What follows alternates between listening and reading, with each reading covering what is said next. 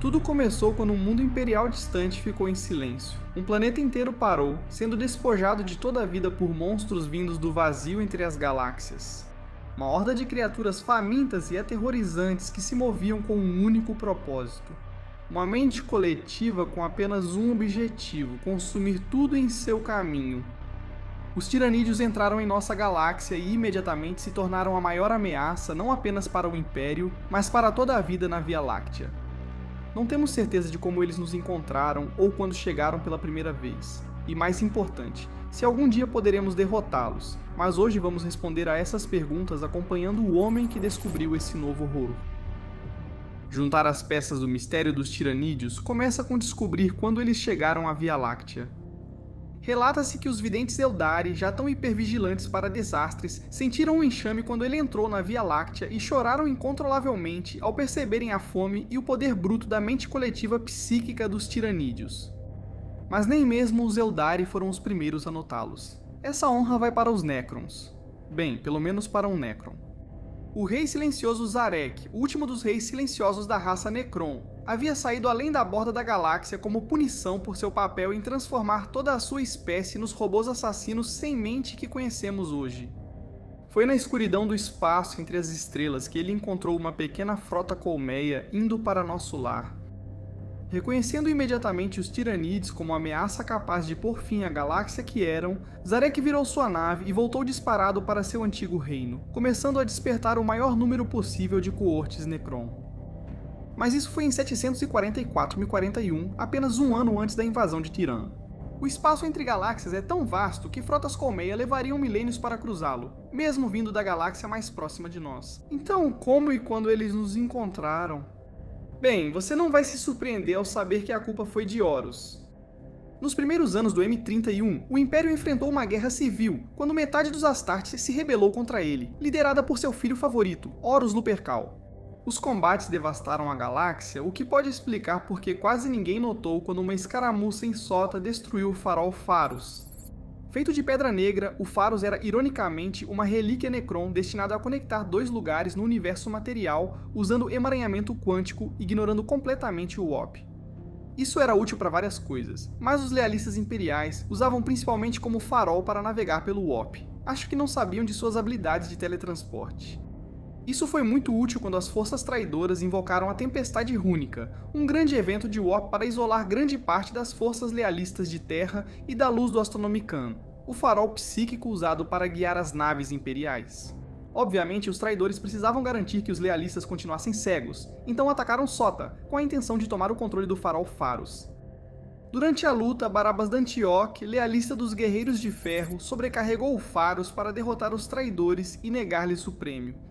Apesar de taticamente sensato, sobrecarregar o farol teve consequências que ninguém perceberia até que o Rei Silencioso viu uma armada de insetos se aproximando de sua galáxia natal. Pelo que percebemos, após os tiranídeos esgotarem toda a vida de uma galáxia, enviam frotas colmeia em várias direções para buscar mais biomassa. Eles entram em hibernação porque a travessia pelo vazio interestelar leva muito tempo e não tem viagem mais rápida que a luz. Então, quando D'Antioch sobrecarregou o Pharos, isso emitiu um enorme clarão de energia que imediatamente chamou a atenção de algumas dessas frotas à deriva. 10.000 anos depois, e temos uma infestação de insetos na Via Láctea. Mas o maior problema com todas essas informações é que os humanos só descobriram isso muito tempo depois. Os Eldari colaboram com humanos apenas quando necessário, e os Necrons nunca nos avisariam. Quando os tiranídeos atacaram planetas imperiais, tivemos que reunir essas informações sozinhos. A história dos tiranídeos, como nós humanos a conhecemos, começa em um mundo morto nos confins da orla leste da galáxia, no território dos Ultramarines, Ultramar. No mundo de Tiran, um membro solitário do Ordo Xenos da Inquisição, chamado Phidias Cryptman, chega para encontrar um planeta tão completamente desprovido de vida que nem mesmo bactérias sobreviveram. Este havia sido um planeta oceânico, lar de um vasto ecossistema, e de uma estação de pesquisa do Mecânicos que estudava um fenômeno estranho. Os planetas nos sistemas solares ao redor de Tiran estavam mortos e sem vida, apesar de pesquisas anteriores indicarem que todos prosperavam. Gostamos de nos referir a esse tipo de mistério como prenúncio aqui nos arquivos. O Explorador Geral, principal sacerdote tecnológico responsável por missões de exploração, concluiu que os mundos mortos não eram uma questão urgente. Então, uma pequena delegação do Mecânicos foi estabelecida em Tyran para estudar esse estranho fenômeno em um ritmo mais lento. Mas algo deu terrivelmente errado, claramente, e nosso Inquisidor está vasculhando estruturas de ferrocreto destruídas, procurando por qualquer sinal de vida e não encontra nenhum. Ao se aproximar das fortificações centrais do posto avançado, o Inquisidor Cryptman para, chocado. O bunker classe Proteus, que era a parte mais forte do complexo, foi despedaçado. Finalmente, Cryptman reúne coragem e avança pelos escombros para encontrar o códice de dados, uma caixa preta Mecânicos usada em emergências para guardar dados críticos. O recipiente é lançado fundo no subsolo para resistir a quase tudo, e este códice não é exceção, mostrando que o Inquisidor achou o que procurava. Um registro do que aconteceu em Tyran, 745 M41. Magus Varnak é designado para liderar o posto avançado de pesquisa em Tyran, acompanhado por um manípulo Skitarii de escolta padrão, assim como um regimento da Astra Militarum e alguns esquadrões de lutadores da selva de Catachan como apoio de elite. E se algo desse muito errado? Durante uma missão em um mundo morto próximo, a nave do Magus Varnak avistou uma nuvem de objetos não identificados perto da borda do sistema solar. Surpreendido por um ataque, o grupo de reconhecimento do Mecânicos bateu em retirada e voltou pelo warp para o sistema Tyran o mais rápido que pôde. Apesar de terem voltado à relativa segurança do posto avançado em Tyran, já era tarde para pedir ajuda ao restante do Império. Algo obscurecia o sistema, bloqueando todas as comunicações psíquicas. Os astropatas do posto avançado relataram que o fenômeno parecia uma sombra na disformidade. Sinais de rádio foram enviados, mas eles não chegariam ao território imperial mais próximo por muitos anos. Felizmente, Tyrant abrigava uma rede de defesa imperial padrão com torres antiaéreas, plataformas de defesa espaciais, cruzadores da Marinha Imperial e um número respeitável de soldados. Infelizmente, nada disso importava para a horda de criaturas que se aproximava do planeta. Da borda externa do sistema Tyrant, a nuvem de leituras de Auspex apareceu como enormes bionaves. As horas finais do planeta foram detalhadas pelo Codex, e Cryptman assistiu chocado enquanto as criaturas alienígenas sobrepujavam as defesas pela superioridade numérica. As bionaves lançaram milhões de cápsulas com mais criaturas no planeta, usando um enorme número de bioformas para fazer os canhões de defesa ficarem sem munição. Depois elas se lançaram contra os soldados em solo, observando os soldados do Militarum e do Mecânicos dispararem suas armas até ficarem sem munição. Vendo os veteranos de Catachan lutarem corpo a corpo, até serem cercados e puxados sob um tapete de dentes e garras. E finalmente, as portas do bunker de comando sendo arrancadas por enormes bestas de cerco, uma coisa ficou muito clara. Esses monstros eram diferentes de qualquer outra ameaça na galáxia. O Inquisidor Cryptman tomou um momento para se recompor e então partiu para alertar o Império. O fim estava chegando e, em homenagem ao primeiro planeta imperial a ser consumido, nosso Inquisidor os nomeou de Tiranídeos. A Inquisição é treinada para descobrir novas ameaças à galáxia, mas espera nunca precisar disso. Aprender sobre um inimigo já é difícil, mas com os Tiranídeos, o Ordo Xenos teve que supor muito, pois as bioformas capturadas não podiam explicar a mente da colmeia em interrogatórios. Até agentes de baixo escalão como Vitus Cryptman são treinados para montar esses quebra-cabeças. Os primeiros anos de Cryptman são um mistério, indicando que ele era praticamente desconhecido antes da queda de Tyran. O simples fato de receber essa missão já diz muito sobre a posição dele no Ordo Xenos da Inquisição. Muitos pensam que os Inquisidores são indivíduos realmente notáveis, mas há milhares de Inquisidores de baixo escalão que servem apenas como batedores descartáveis para a organização. Quando Cryptman chegou a Tyran e encontrou o Codex deixado pelo Magus Varnak, teve muita sorte. De repente, todo seu treinamento entrou em ação, e felizmente ele sabia calcular riscos. Ele observou o planeta morto e notou defesas imperiais avançadas, que deveriam ganhar tempo para os reforços, mas não impediram nada. A galáxia estava claramente em sérios apuros. Cryptman preferia aprender sobre seus novos adversários, mas entendeu que o Império precisava ser avisado imediatamente. E que uma mensagem para a Terra poderia demorar anos para chegar, além do tempo que a burocracia imperial gastaria para encaminhar seu aviso às pessoas certas. Cryptman tomou a decisão mais sensata e viajou pelo Warp até Macragge para avisar os Ultramarines. Cryptman contava com a autoridade da Inquisição, o que eliminou a burocracia que normalmente o impediria de ver o mestre de capítulo dos Ultramarines com urgência. Marneus Calgar não era de perder tempo, então ao ouvir Cryptman e a gravação das últimas horas de Tyran, agiu imediatamente. Calgar, ao planejar os próximos meses, concordou com Cryptman sobre a necessidade de mais dados e viu chance de resolver 2 problemas de uma vez. Calgar convocou todos os exércitos de fuzileiros espaciais que pôde encontrar nas proximidades e os organizou em uma força de ataque que seguiria em direção à frota colmeia Tirânida, agora de codinome Behemoth. Ia enfrentá-la, tentando retardá-la e aprender o máximo sobre os novos Xenos, enquanto Calgar concluía os planos para a batalha real. Como todo comandante militar, Calgar odiava enfrentar inimigos desconhecidos, por isso essa missão era a prioridade máxima. As forças envolvidas sabiam. Claramente, eles tinham alguma ideia do tamanho que a frota colmeia poderia ter, pois o que começou como uma missão de reconhecimento se tornou uma verdadeira frota de cruzada, consistindo de elementos do espaço, lobos espaciais, ultramarines, anjos sangrentos, os bebedores de sangue, um grupo da Marinha Imperial e o capítulo dos Punhos Imperiais. Eu não sei o que Cryptman estava pensando, mas sendo um agente de baixo escalão e vendo tantos guerreiros sobre-humanos levando seu aviso tão a sério, deve ter sido insano.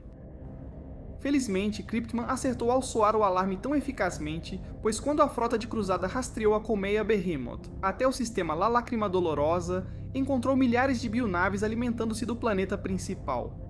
Ao perceber que era tarde para salvar o sistema, os punhos imperiais aproveitaram a colmeia adormecida enquanto a colmeia se alimentava da biomassa do planeta e lançaram uma grande ação de embarque com 90 fuzileiros espaciais.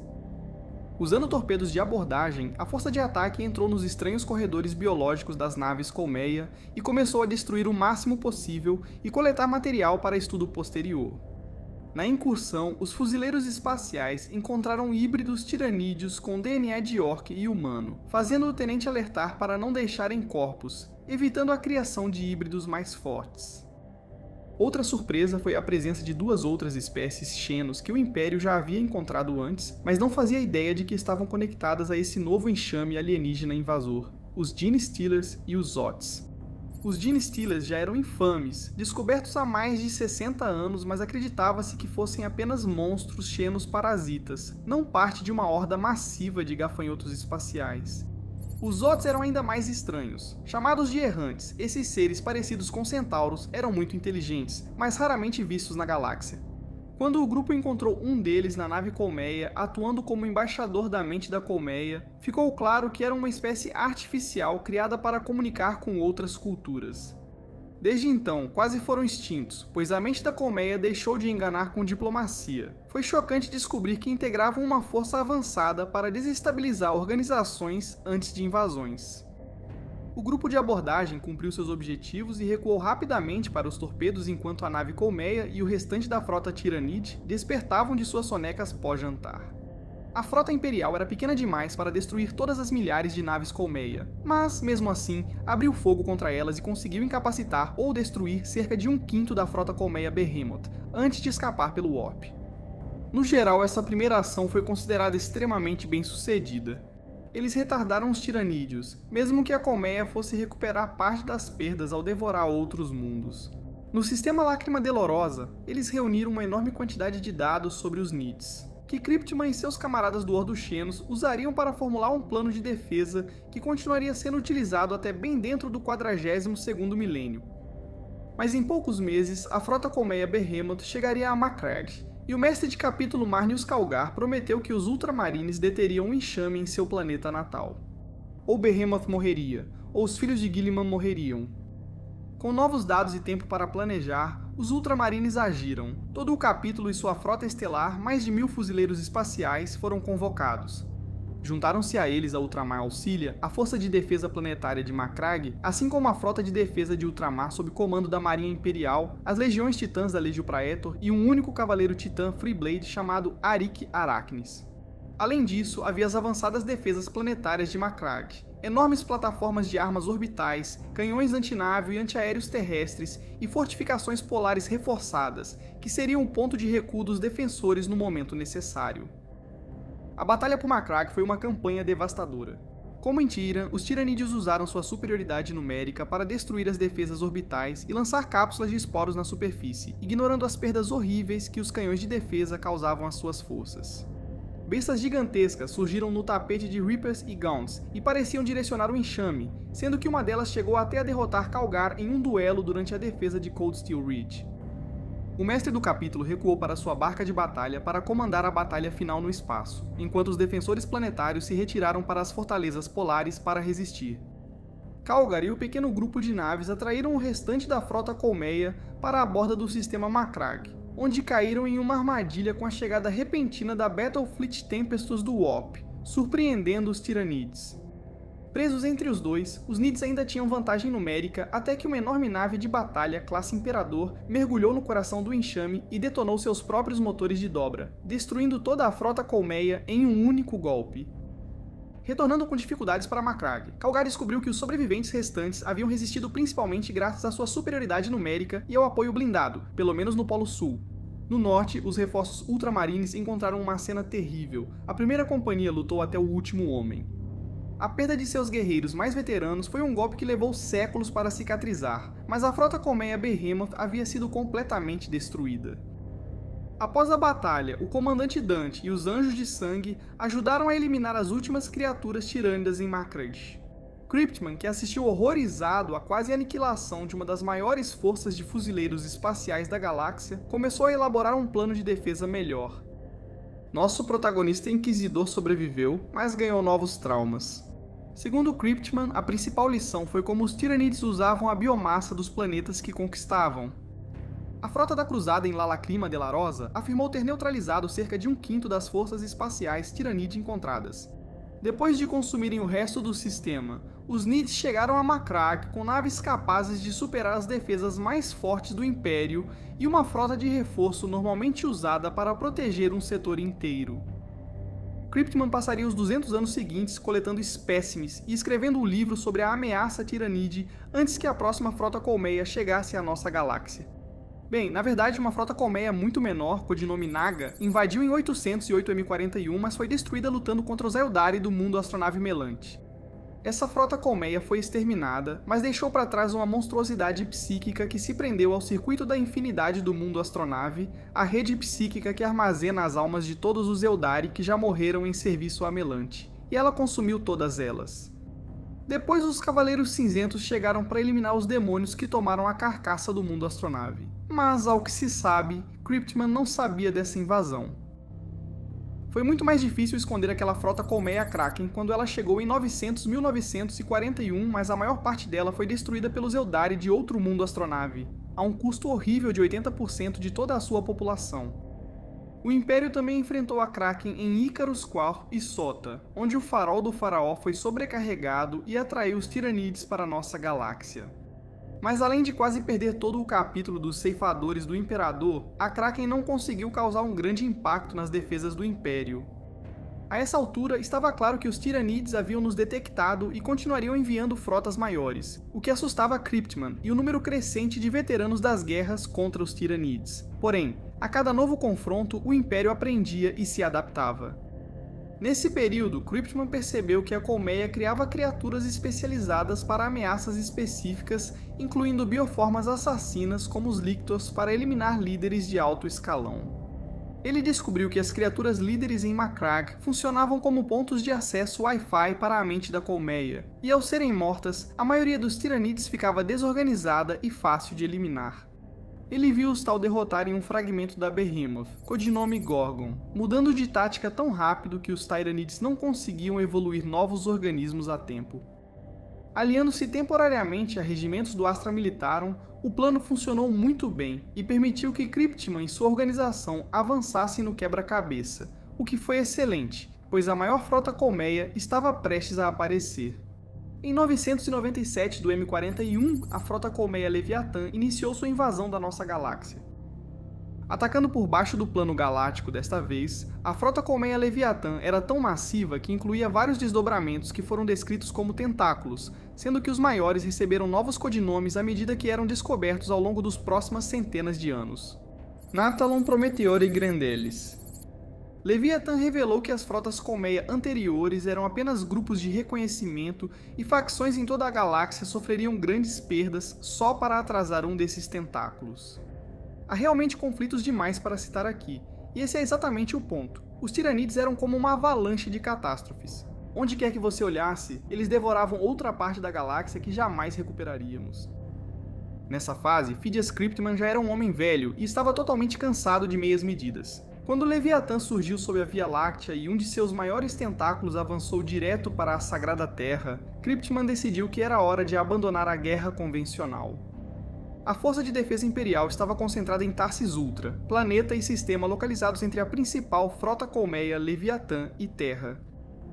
Cryptman, principal especialista do Império sobre os Tiranids, sugeriu um exterminatus em Shortolos, já que seria o próximo mundo a ser consumido pela frota colmeia antes de chegar a Tarsis Ultra, e estava condenado de qualquer forma. Os demais comandantes ficaram horrorizados com Cryptman por sugerir sacrificar bilhões de cidadãos imperiais sem tentar lutar contra os Tiranids, e encerraram a discussão imediatamente. Cryptman ficou em silêncio, e assim que a principal força dos Ultramarines enfrentou a frota colmeia no espaço, ele exterminou Shortolus com bombas virais, negando à frota uma enorme fonte de biomassa ao custo de um mundo imperial inteiro.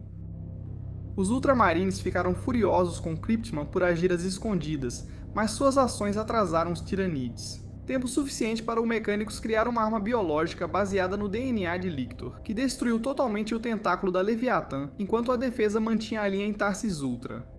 Esse foi o primeiro grande sucesso que Cryptman presenciou, validando sua teoria de que um cordão de mundos mortos poderia retardar uma frota enxame, assim como um aceiro contém o avanço de um incêndio florestal. Um princípio sólido na teoria, mas na prática a perda de vidas imperiais foi estarrecedora.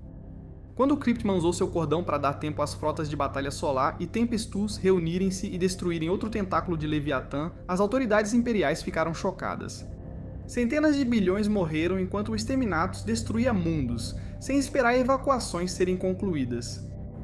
Funcionou, é claro, mas esse não era o ponto. Cryptman foi longe demais e foi declarado um radical e inimigo do Império. Ele não era mais membro da Inquisição e havia um mandado para sua prisão imediata. No entanto, nosso protagonista ainda não tinha terminado, ele tinha uma última jogada para fazer. Outra ideia que vinha martelando na cabeça de Cryptman nos últimos 2 séculos era a possibilidade de usar os Orcs, outra espécie alienígena notoriamente difícil de matar, que dependia da superioridade numérica para retardar ou até mesmo parar completamente uma frota enxame tiranida. Sequestrando um Space Hulk à deriva e usando os últimos de seus contatos e favores para conseguir a ajuda da Death Watch. Cryptman capturou alguns Genestealers vivos e os direcionou para o Império Orc de Octarius, no Ultima Segmentum, destruindo uma lua para redirecionar o Space Hulk nessa direção. O plano dele deu certo, e os Genestealers desviaram um grande tentáculo da invasão Leviathan direto para o maior reduto de Orcs da galáxia. Atualmente, Orcs se reproduzem por esporos de seus cadáveres, enquanto Tiranids repõem perdas consumindo biomassa. Os dois começaram a se matar mutuamente e não pararam desde então, enquanto os estrategistas imperiais assistiam horrorizados, sabendo que qualquer lado que conseguisse vencer sairia muito mais forte do que antes. De qualquer forma, Cryptman não foi visto desde então. Leviathan tem assolado a galáxia desde sua chegada, com mais e mais tentáculos de todos os tamanhos surgindo do vazio, cada um com novas adaptações que fizeram estudiosos se perguntarem se Leviathan poderia ser o corpo principal do próprio organismo Tiranide. Ao final do 41º milênio, Leviathan quase destruiu Baal, lar dos Anjos Sangrentos, eliminou 8 capítulos e devastou outros em uma campanha tão grande que merece discussão própria. A invasão de Leviathan segue ativa em várias frentes galácticas no M40 e 2 sem sinais de recuo, obrigando até exércitos de Space Marines traidores e aliados demônios a pausarem ataques ao Império para enfrentar essa ameaça alienígena. A grande questão é, podemos sobreviver aos Tyranids? Embora saibamos pouco sobre eles, sabemos que os Tiranids só vieram pra cá porque já devoraram outra galáxia, então certamente há pelo menos um campo estelar morto vagando pelo vazio distante. A verdade assustadora é que os Tiranids nem precisam nos derrotar. Eles podem seguir consumindo galáxias até terem força para dominar o aglomerado local com naves colmeia, e talvez já tenham biomassa suficiente para isso. Leviatã pode ser apenas mais uma grande força de reconhecimento de um verdadeiro horror cósmico, uma constelação de gafanhotos nascidos no vazio cujo único objetivo é se alimentar. A coisa mais assustadora sobre os Tyranids é o desconhecido. Não sabemos quantos existem, não sabemos onde eles vão aparecer, nem percebemos eles se infiltrando na nossa galáxia por milênios ou se há esperança de derrotá-los. Mas essa é a nossa opinião, queremos saber a sua. Você tem mais medo do que não sabemos ou do que sabemos? O que torna um enxame perigoso? A quantidade de bioformas ou uma criatura específica? E se você gosta dos Nits, o que neles desperta sua imaginação? Conte nos comentários. Para quem não está sendo reeducado por apoiar os Xenos, confira nossas opções para entrar para os arquivos. Membros iniciados são a base da operação, mantendo tudo funcionando. Irmãos de batalha acessam todo o material antecipadamente, e mestres de capítulo têm seus nomes exibidos no final de cada vídeo. E se esses compromissos forem demais, você sempre pode deixar um like e se inscrever para sempre receber um aviso antecipado de mais conteúdo de lore chegando.